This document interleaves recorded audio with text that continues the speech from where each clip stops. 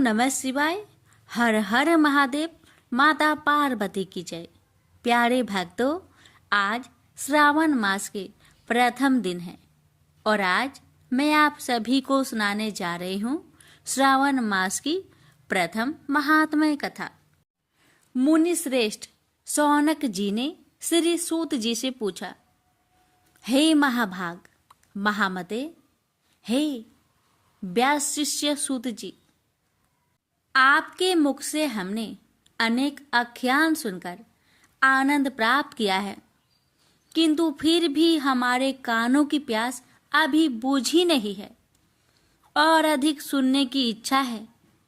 आपने तुला राशि का सूर्य होने पर कार्तिक मास का महात्म्य, मकर का सूर्य हो जाने पर माघ मास का महात्म्य तथा मेष का सूर्य होने पर बैसाख मास का महात्म्य सुनाया। इस गासों के जो गुण धर्म हैं उनको भी आपने समझाया। अब इन मासों से भी उत्तम आपके अनुसार यदि कोई महीना परम पिता परमेश्वर को सदैव धर्म प्रिय हो तो उसे भी विस्तार पूर्वक कहे। हमारे मन में उसको सुनने की तीव्र लालसा है। यह सुनकर सूत जी ने बड़े प्रेम पूर्वक शब्दों में कहा, आप सब मुनिगण ध्यान पूर्वक सुने। मुझे आपको सुनाने में आनंद प्राप्त होता है। आप सर्वगुण संपन्न हैं, अर्थात अच्छे श्रोता के जो 12 गुण बताए गए हैं, यथा दंभ रहित, आस्तिक बुद्धि, सठता रहित, परमात्मा में अटूट भक्ति, भगवत चर्चा सुनने की तीव्र इच्छा, नम्रता, ब्राह्मण भक्त, सुशील स्वभाव, धैर्य युक्त, पवित्र तपस्वी तथा दोषारोपण रहित होना, वे सभी गुण आप लोगों में है। इससे मैं प्रसन्न होकर आप सबसे तत्व की बात कहता हूँ। धर्म को जानने की इच्छा से बुद्धिमान सनत कुमार ने परमेश्वर को दोनों हाथों से नमस्कार कर भक्ति पूर्वक पूछा, हे देवों के देव महादेव, अनेक योगियों के ध्येय चरण कमल, आपसे अनेक व्रत तथा धर्मों को सुना, किंतु इस समय हमारे हृदय में एक ऐसे मास का महात्म्य श्रवण करने की अभिलाषा है जो 12 मासों में सर्वोत्तम, आपको अत्यंत प्रसन्न करने वाला तथा जो सब कर्मों का सिद्धि प्रदाता हो। हे देव, जिस मास में कर्मों के करने से ही अनंत फल की प्राप्ति होती हो, संसार के कल्याण के लिए ऐसे मास के सभी धर्मों का वर्णन समझा कर करे। ईश्वर ने सनत कुमार से कहा, हे ब्रह्मपुत्र सनत कुमार, आपकी सेवा तथा भक्ति से प्रसन्न होकर मैं आपसे अत्यंत गुप्त बात कहूंगा। 12 महीनों में श्रावण मास मुझे बहुत प्रिय है। पूर्णिमा को श्रावण नक्षत्र का योग हो जाने से भी मास का नाम श्रावण कहा जाता है, जो श्रावण मात्र से ही सिद्धि देने वाला है, इसलिए श्रावण नाम कहा। आकाश के समान स्वच्छ हो जाने से नभा नाम कहा है। उस मास के धर्मों की गणना करने के लिए भूमि पर कौन समर्थ हो सकता है, जिसके संपूर्ण फलों को कहने के लिए ब्रह्मा जी हुए और जिस श्रावण मास के महात्म्य को देखने के लिए इंद्र हुए और जिसके फल को कहने के लिए भगवान अनंत ने 2 सहस्त्र जीवा धारण की। हे भुने, दूसरे मास इस मास की एक कला को भी नहीं प्राप्त कर सकते। संपूर्ण श्रावण मास धर्म रूप और व्रत रूप है। इस मास में कोई भी दिन व्रत शून्य नहीं देखा गया। यहाँ पर मैं जो कुछ कहता हूँ वह अर्थवाद नहीं है, अतः जिज्ञासु भक्त दुखी बुभुक्षु और अर्थी इन चारों जनों द्वारा अपनी अपनी अभीष्ट सिद्धि हेतु यह मास सेवन योग्य है। सनत कुमार बोले, हे ईश्वर, आपने कभी कहा है इस मास में कोई भी दिन व्रत शून्य नहीं है। हे श्रेष्ठ, उसे आप मुझसे विस्तार पूर्वक कहे कि किस तिथि में कौन सा व्रत किस बार में होता है और उस व्रत का अधिकारी कौन है, फल तथा विधि क्या क्या है, किसने इस व्रत को किया है, उद्यापन विधि क्या है, देवता तथा पूज्य कौन है, पूजन सामग्री में क्या क्या वस्तु होती है, प्रधान पूजन किसका है, जागरण विधि क्या है, किस व्रत का क्या समय है। हे प्रभु, वह सब आप मुझसे कृपा करके कहे। आपको श्रावण मास कैसे प्रिय हुआ, इसे पवित्र किस कारण से कहा गया है, इस मास में कौन अवतार उत्तम माना गया है, इस मास में कौन सा अनुष्ठान करने योग्य समझा गया है। हे प्रभु, हे दयालु, आप यह सब प्राणियों के उद्धार्थ मुझसे कहिए। रविवार, सोमवार, मंगलवार, बुधवार, बृहस्पतिवार, शुक्रवार तथा शनिवार को जो व्रत आदि किए जाते हैं, वह कृपा कर मुझसे कहे। आप सबके आदि कारण हैं, अतः आदि देव भी कहे जाते हैं। अन्य देवता आपसे छोटे होने के कारण आप महादेव कहे जाते हैं। पीपल के वृक्ष में ब्रह्मा, विष्णु तथा शिव तीनों देवों का निवास है। उसमें भी आपका निवास सबसे ऊपर व ऊंचा कहा गया है। आप कल्याण रूप से शिव माने जाते हैं। पाप नाशक होने से आप हर माने गए हैं। आदिदेव होने से आप श्वेत वर्ण हैं। शुक्ल वर्ण में विकार होने से अन्य वर्ण होते हैं। उनमें कपूर वर्ग के समान गौर वर्ण होने से आप आदि देव हैं। पहले गणेश जी का अधिष्ठान रूप 4 दल का मूसलाधार नाम का चक्र है। उसके ऊपर 6 दल का ब्रह्मा जी का अधिष्ठान नाम का दूसरा चक्र है और उसके ऊपर 10 दल वाला भगवान विष्णु का मणिपुर नामक तीसरा चक्र है। फिर हृदय में अधिष्ठान रूप 12 दल का अनाहत नाम का चौथा चक्र है। सबके हृदय में होने वाले उस चक्र में आपकी स्थिति कही जाती है। हे ब्रह्मा जी तथा भगवान विष्णु के ऊपर आपका निवास होने से आपको मुख्यतः कहा गया है। केवल आपके पूजन मात्र से पंचायतन का अर्चन हो जाता है। यह सब अन्य देवताओं में नहीं है। स्वयं आप शिव है। आपके वाम भाग में पार्वती का निवास है। गणपति का दक्षिण भाग में सूर्य का नेत्र और भगवान हरि का हृदय में निवास है। अन्न को ब्रह्मामयी कहा गया है। भगवान हरि जल रूप कहे जाते हैं। हे ईशान, जब आप उस अन्न और जल का भोग करने वाले हैं तो आपकी प्रवीणता में किसी को भी संदेह नहीं हो सकता। आपका शमशान और पर्वत में निवास सब प्राणियों को विरक्ति की शिक्षा प्रदान कर रहा है। आपका बोधक मंत्र है उत्तामृतयो सयसान। संसार को विनाश करने वाला हलाहल विष अपने कंठ में आपने ही ग्रहण किया था। महाप्रलय के लिए काल अग्नि को अपने मस्तक पर धारण करने में आप ही समर्थ है। विश्व स्वरूप कामांध कुएं में गिरने के कारण कामदेव का वध आपने ही किया था।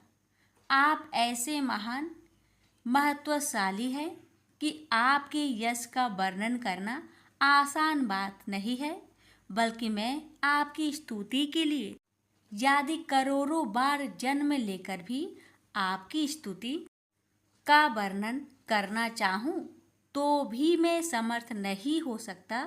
अतः हे दयामल, मेरे प्रश्नों का उत्तर देने की कृपा करें। प्रेम से बोलिए हर हर महादेव।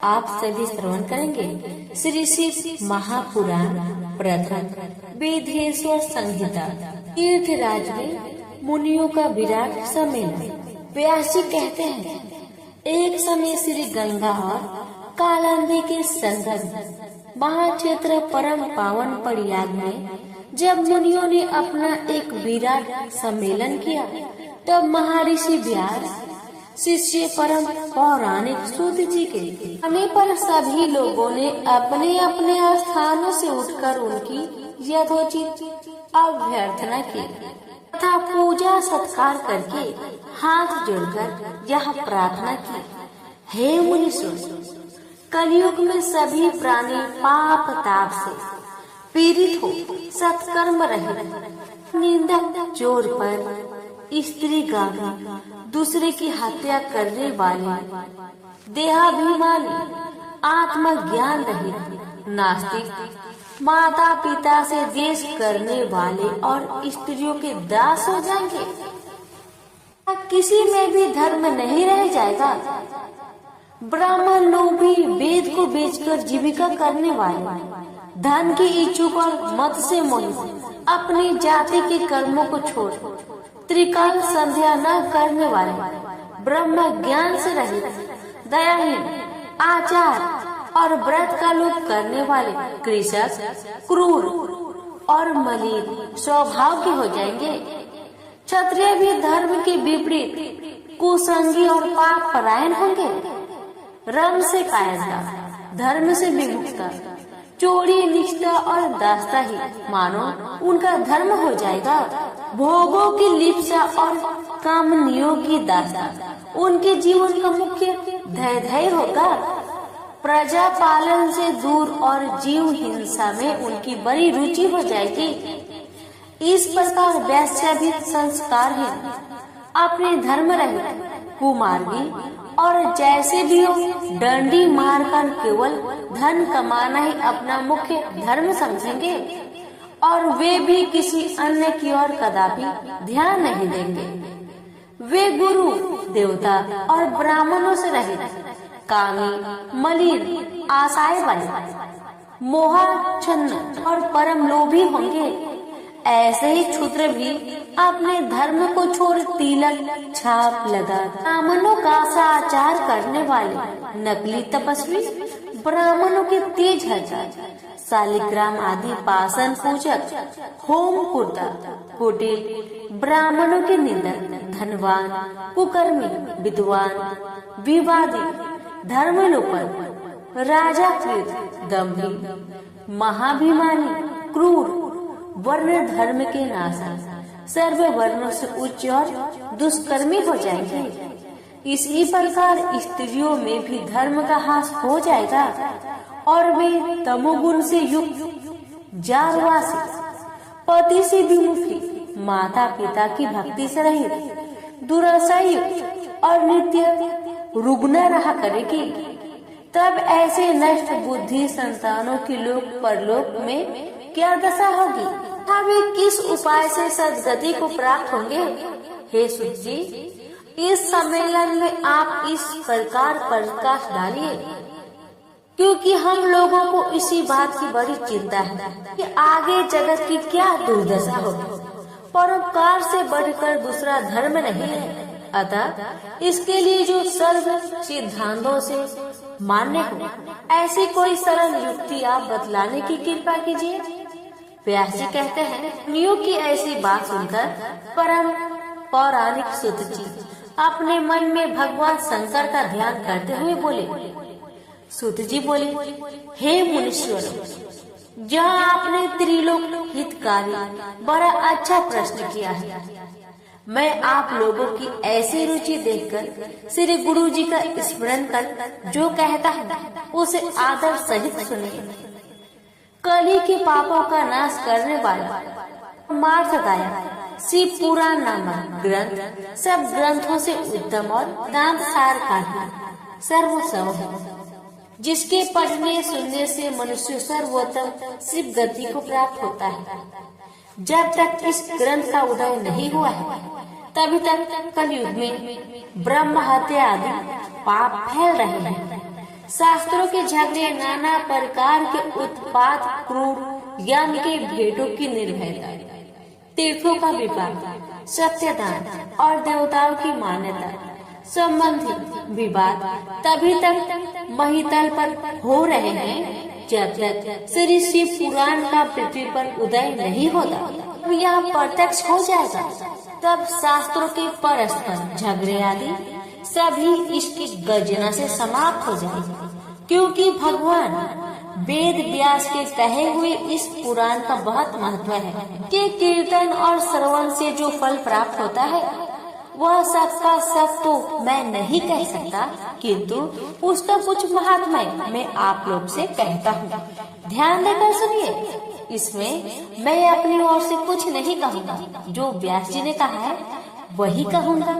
व्यास जी ने कहा है, यदि शिव पुराण का एक आधा श्लोक भी कोई पढ़ेगा तो वह पाप से छूट जाएगा, और यदि सावधानी से संपूर्ण पढ़े तो जीवन मुक्त हो जाएगा, और इसके अनुसार आचरण करे तो एक एक दिन में एक एक अश्वमेध का फल पाएगा।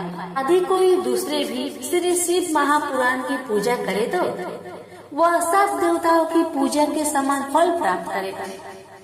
इसमें कोई संदेह नहीं है, क्योंकि शिव संहिता नामक इस सुधा को स्वयं श्री शिव भगवान ने उपनिषद रूपी समुद्र को मत कर उसमें से निकाला है। अतः जो इसको पान करेगा वह निश्चय ही अमर हो जाएगा।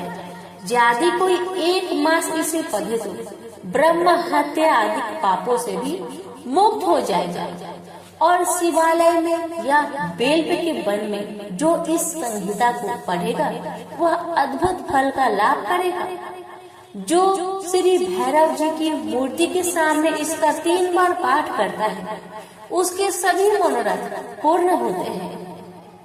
चतुर्थी के दिन निराहार रहे बेल के मूल में बैठकर इसे पढ़े तो शिव जी की पूजा के समान है, और उसके देवता भी पूजा करते हैं। इसमें शिव जी के दिए हुए अर्थ, धर्म, काम और मोक्ष पदार्थों का विवेचन और उनकी प्राप्ति के उपाय तथा शिव जी की लीला और विज्ञान सब कुछ निहित है। अतएव यह सब प्रकार से आदरणीय है। वेद और श्री ब्रह्मा जी के सम्मति के अनुसार श्री शिव जी ने ही पहले इस श्री शिव महापुराण की रचना की, जिससे पहला विधेश्वर संहिता, दूसरा रुद्र संहिता, तीसरा विनायक संहिता, चौथा उमा संहिता व मात्र संहिता, छठा एकादश रुद्र संहिता, सातवां कैलाश संहिता, आठवां सत रुद्र संहिता, नौवां कोटि रुद्र संहिता, 10वां सहस्त्र कोटि रुद्र संहिता, 11वां वायव्य संहिता और 12वां धर्म संहिता। इतनी संहिताएं इस पुराण में सम्मिलित है। ये सभी पुण्यतर है। इसमें पहला विधेश्वर, दूसरा रुद्र, तीसरा विनायक, ये तीनों संहिताएं 10-10 हजार तथा उमा और मात्र ये दोनों 8-8 हजार और एकादश रुद्र संहिता 13,000, कैलाश संहिता 6,000, शतरुद्र 3,000, कोटि रुद्र 9,000, सहस्त्र कोटि रुद्र 11,000, वायव्य संहिता 10,000 और धर्म संहिता 12,000। कुल 1 लाख श्लोकों का यह शिव महापुराण है, परंतु इसे शिव जी ने अब केवल 24,000 का ही सबके लिए रख दिया है, और पुराणों में यह चौथा पुराण कहा गया है। परंतु अब इसमें 7 संहिताएं ही प्रधान हैं। अन्यथा सृष्टि के आरंभ में शिव जी के इस 100 करोड़ श्लोकों में कहा था, यह 24,000 संख्याओं वाला शिव महापुराण केवल इन 7 संहिताओं में ही शेष रह गया है। यथा पहला विद्धेश्वर संहिता, दूसरा रुद्र संहिता, तीसरा शतरुद्र संहिता, चौथा श्री कोटि रुद्र संहिता, पांचवा श्री उमा संहिता, छठा श्री कैलाश संहिता और सातवां व्यास संहिता। जो इस सब संहिता युक्त श्री शिव महापुराण को आदर सहित पूरा पढ़ेगा या फिर श्रद्धा सहित श्रवण करेगा तो उसका जीवन मुक्त हो जाएगा। यह सब पुराणों का तिलक और सब जीवों का कल्याण दाता है। इसमें वेदांत और विज्ञान सब कुछ पूर्ण रूप से निहित है। इसे परमादर से पढ़ने वाला शंभु प्रिय हो परम गति का लाभ करता है। को ब्रह्मा जी का उपदेश। व्यास जी बोले, सूत जी के ऐसा कहने पर उन समस्त ऋषियों ने कहा, हे महामुनि सूत जी, यदि आप हमें अद्भुत वेदांत सार महाशिव पुराण सुनाते तो बड़ी कृपा होगी। तो उसे ऐसा सुनकर शिव जी का स्मरण करते हुए सूत जी प्रसन्न होकर बोले, अच्छा तो अब आप लोग इस अनामय शिव महापुराण को ही सुनिए, जो समस्त वेदों का सार है, जिसमें भक्ति, ज्ञान और वैराग्य तीनों का वर्णन है। हे ऋषियों, पूर्व समय में जब पुनः पुनः का क्षय होता गया और उसके पश्चात जब इस कल्प का प्रादुर्भाव हुआ, तब सृष्टि संबंधी कार्यों के आरंभ होने पर षट कुलीन अर्थात 6 कर्मों करने वाले उत्तम कुल के मुनियों में यह मतभेद उत्पन्न हो गया कि यह सबसे पर है या नहीं। तब इसके निर्णय के लिए वे लोग ब्रह्मा जी के पास आए। ब्रह्मा जी ने कहा, जो सबसे पहले उत्पन्न हुआ और जिसमें मन वाणी का कोई गम नहीं तथा जिससे ब्रह्मा विष्णु रुद्र इंद्र आदि महाभूतों और इंद्रियों आदि से संयुक्त सारे जगत की उत्पत्ति होती है, वही सबसे पर है और वह सर्वज्ञ जगदीश्वर महादेव जी जो परम भक्ति से दिखाई पड़ते हैं तथा रुद्र आदि सभी देवता जिनके दर्शन की अभिलाषा रखते हैं।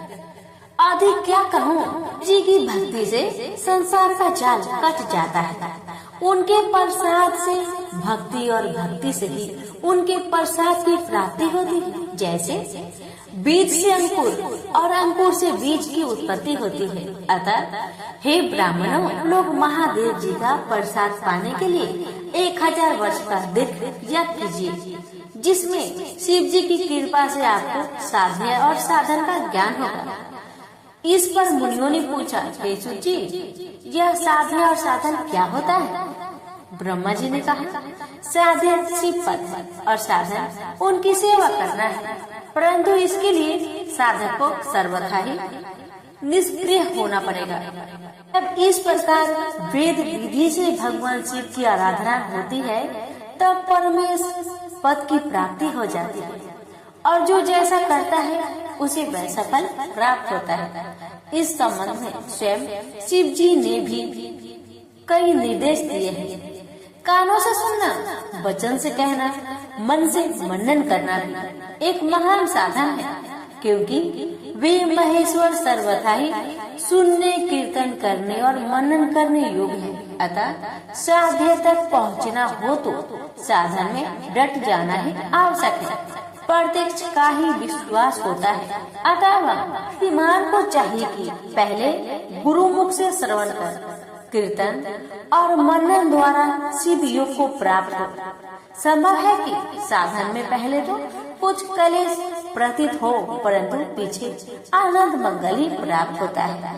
सुनेंगे सनत कुमार व्यास संवाद। इस पर मुनियों ने पूछा, हे सूत जी, श्रवण और मनन क्या है तथा कीर्तन कैसे किया जाता है? ब्रह्मा जी ने कहा, ईश्वर के रूप गुण नाम और उनके विनाशों में अपनी पूजा और जप से रुचि बढ़ाना तथा निरंतर अपनी युक्तियों सहित अपने मन को उनके सम्मुख रखना मनन है। और श्री पर ब्रह्मा महादेव जी अथवा शंभु भगवान के नाम का बारंबार जप करना कीर्तन है। दृढ़ को भगवान संबंधी शब्दों को कानों से सुनना और उसे चित्त में स्थिर करना श्रवण है।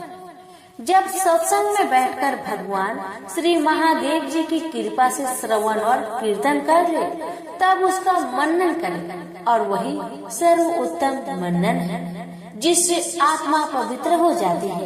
ये बोले, हे मुनीश्वर, इस पर साधन संबंध में एक प्राचीन इतिहास आप लोगों को सुनाता हूँ, सावधान होकर सुनिए। एक समय जब सरस्वती नदी के तट पर मेरे गुरु पराशर पुत्र भगवान वेद व्यास जी तप कर रहे थे, तो सनत कुमार जी ने आकर उनसे निकट बैठकर पूछा, हे भगवान, शिव जी तो प्रत्यक्ष है, सबके सहायक है, फिर आप ऐसा तप क्यों कर रहे हैं?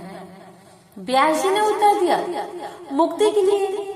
इस पर सनत कुमार जी ने कहा, अवश्य, पहले मुझे भी ऐसा ही भ्रम हुआ था और मैं भी मंदराचल पर्वत पर जाकर तप करने लगा था, परंतु जब दयालु शिव जी की आज्ञा से नंदीकेश्वर ने आकर मुझे यह बतलाया कि शिव जी के श्रवण कीर्तन और मनन से मुक्ति प्राप्त हो जाती है, तब मेरा सारा भ्रम दूर हो गया। अतः हे ब्राह्मण, आप भी ऐसा ही कीजिए। कहकर सनत कुमार जी चले गए। इस पर ऋषियों ने सूत जी से पूछा, जो श्रवण कीर्तन और मनन नहीं करता, उस जीव की मुक्ति कैसे होती है तथा बिना यत्न के भी वह कैसे मुक्त होगा? यहाँ पर सुनेंगे लिंगेश्वर परिचय। सूत जी बोले, हे ऋषियों, श्रवण कीर्तन और मनन में आसक्त प्राणी यदि शिव जी की लिंग बैर की स्थापना कर नित्य उनकी पूजा किया करे तो वह संसार सागर से तर जाता है। मुनियों ने कहा, यह कैसे? बैर मात्र में ही सब देवताओं की पूजा कैसे संभव हो सकती है? और सर्वदा लिंगेश्वर के द्वारा शिव जी कैसे पूजे जा सकते हैं? श्री सूत जी बोले, हे मुनीश्वरों, इसके लिए भी स्वयं महादेव जी ने ही कहा है, किसी अन्य ने नहीं। मैंने गुरु के मुख से यही सुना है कि एक शिव जी ब्रह्म रूप और निष्कल अर्थात कला रहित और कला सहित भी है। इस निष्कल में निराकार लिंग की प्रधानता है, परंतु वे सभी कलाओं से संयुक्त है, इसलिए शिव का आकार वैर स्वरूप भी हो जाता है और इस आकार और निराकार से ही शिव जी संज्ञक भी हो जाते हैं। इसी से लोग उनकी दोनों स्वरूप की पूजा करते हैं। अन्य देवों में यह तत्व नहीं है। कारण है कि वे निष्कल लिंग के रूप से पूजित नहीं होते। ब्रह्म पदवी तो केवल शंकर जी को ही प्राप्त है। इस वेदांत सार ओम प्रणव के लिए भी सनत कुमार जी ने मंदराचल पर्वत पर श्री नंदकेश्वर जी से प्रश्न किया था, जिस पर नंदकेश्वर ने यह स्पष्ट कहा था कि एकाकी शिव जी ही इस प्रकार पूजनीय है।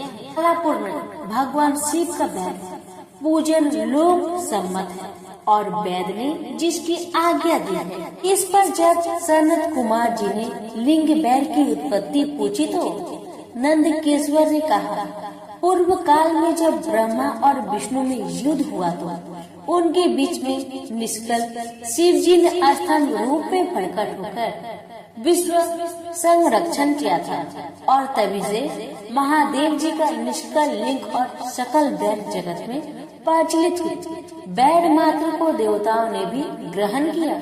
इससे शिव जी के अतिरिक्त वैद लिंग से देवताओं की पूजा होने लगी और वही उसका फलदाता हुआ। परंतु शिव जी के लिए लिंग और वैद दोनों ही पूजनीय हुए और जिसे कल्याणमय भोग और मोक्ष दोनों ही प्राप्त होने लगे। सुनेंगे ब्रह्मा विष्णु संग्राम। श्री नंदकेश्वर बोले, पूर्व समय में जब श्री विष्णु जी अपने सहायकों एवं अनुचरों सहित श्री लक्ष्मी के साथ शेष शैया पर शयन कर रहे थे, तब ब्रह्म वेताओं में श्रेष्ठ ब्रह्मा जी स्वयं ही वहाँ जा पहुँचे और विष्णु को पुत्र कहकर पूछने लगे कि तू कौन है? हे पुत्र उठ, मुझे देख, मैं तेरा ईश्वर यहाँ आया हूँ। इस पर विष्णु जी के भीतर क्रोध हुआ, परंतु उसे दबाकर उन्होंने ब्रह्मा जी से कहा, हे पुत्र, तुम्हारा कल्याण, आओ बैठो, मैं तुम्हारा पिता हूँ और कहो कि तुम्हारा मुख टेढ़ा क्यों हो गया है? इस पर ब्रह्मा जी ने कहा, समय के फेर से तुम्हें अभिमान हो गया है हे पुत्र, मैं तुम्हारा संरक्षक ही नहीं हूँ, किंतु समस्त जगत का पितामह हूँ। विष्णु जी ने कहा, रे चोर, तू अपना बड़प्पन क्यों दिखाता है? सारा जगत तो मुझ में निवास करता है। तू मेरे ही नाभि कमल से प्रकट हुआ और मुझसे ही ऐसी बातें करता है। नंदकेश्वर कहते हैं कि जब इस प्रकार रजोगुण से मुक्त उन दोनों महानुभावों में विवाद होने लगा, तब वे दोनों अपने को प्रभु कहते कहते एक दूसरे का वध करने का उद्धत हो गए और युद्ध में छिड़ गए। हर गरुड़ पर बैठे दोनों अमर ईश्वर परस्पर युद्ध करने लगे। उनके वाहन भी लड़ने लगे।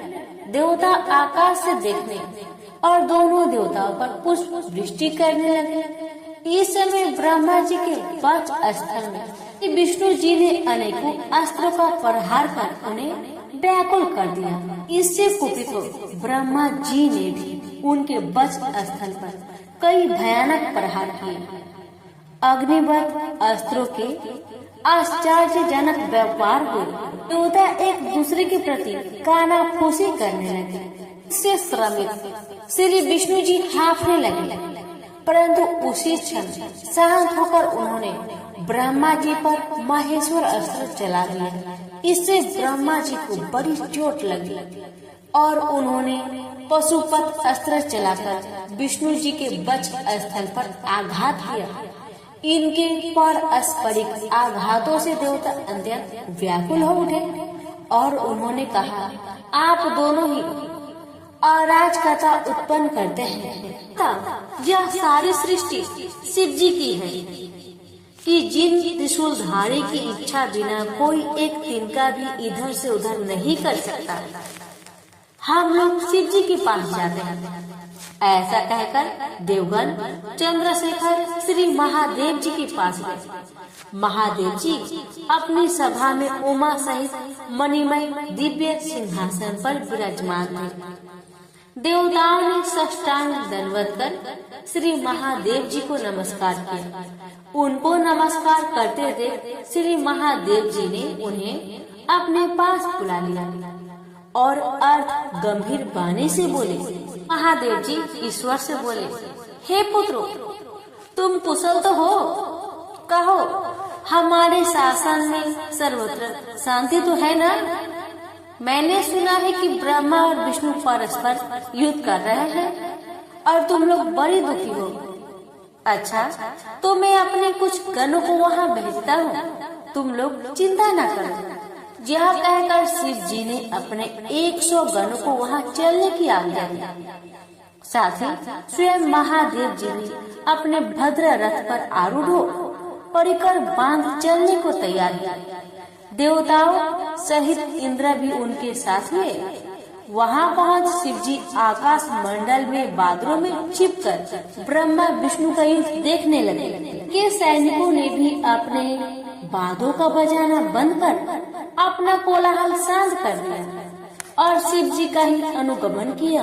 हाँ, तो ब्रह्मा और अच्युत भगवान श्री विष्णु परस्पर युद्ध कर रहे हैं, जबकि इन्हें एक दूसरे के प्रयुक्त होते ही त्रिलोक के भस्म हो जाता है। तो प्रलय के इस रूप को देख निष्कल शिव जी से न रहा गया और वे इनका युद्ध शांत करने के लिए महाअग्नि के तुल्य एक स्तंभ के रूप में हो गए और दोनों के बीच में जा खड़े हुए। फिर तो उस महाअग्नि के प्रकट होने से ही वे शांत हो गए अस्त्रों के शांत होने पर उस अद्भुत दृश्य को देखकर ब्रह्मा और विष्णु परस्पर कहने लगे, यह इंद्र यातित अग्नि स्वरूप स्तंभ क्या है, हमें इसका पता लगाना चाहिए। ऐसा निश्चय कर दोनों वीर उसकी परीक्षा के लिए बहुत ही शीघ्र वहाँ से चले। भगवान विष्णु ने शुक्र का रूप धारण किया और वे उसके मूल को देखने के लिए नीचे चले गए। ब्रह्मा जी ने हंस का रूप धारण कर ऊपर गमन किया। विष्णु जी पाताल में पहुंचकर दूर तक चले गए, परंतु स्तंभ का उन्हें कुछ पता न चला। तब वह फिर युद्ध भूमि में लौट आए। उधर ब्रह्मा जी ने आकाश में जाकर केतकी का पुल देखा। उन्हें विश्वास हो गया कि हमने स्तंभ का अंत देख लिया है। केतकी का पुल लिए विष्णु के पास आए। विष्णु जी ने उनके चरण पकड़ लिए। तब ब्रह्मा के छल को जानकर ईश्वर को वहाँ तत्क्षण प्रकट होना पड़ा और विष्णु जी ने उनका भी चरण पकड़ लिया। विष्णु जी की महानता से ईश्वर प्रसन्न हो गए। उन्होंने कहा, विष्णु तुम बड़े ही सत्यवादी हो, अतः मैं तुम्हें अपनी समानता प्रदान करता हूँ। प्रेम से बोलिए उमापति शंकर भगवान की जय। भक्तगणों, आगे की कथा अब अगले सोमवार को आप सभी श्रवण करेंगे। शिव महापुराण की कथा श्रवण करने के लिए हमारे चैनल को सब्सक्राइब करना ना भूलें। धन्यवाद।